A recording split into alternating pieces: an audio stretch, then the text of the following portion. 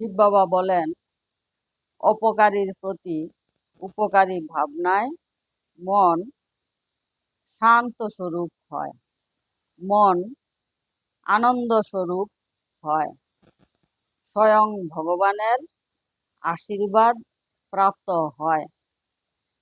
সকলকে ভালোবাসা দিলে ভালোবাসা পাওয়া যায়। সকলকে খুশি দেওয়া মানেই খুশি ফেরত পাওয়া। একটা মিষ্টি হাসি জীবনকে আনন্দমুখর করে দিতে পারে। এই জন্য ভগবান বলেন, নিজে হাসো, সকলকে হাসি খুশি প্রদান করো।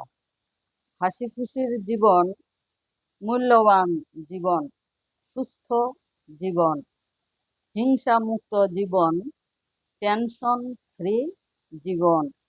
ওম শান্তি।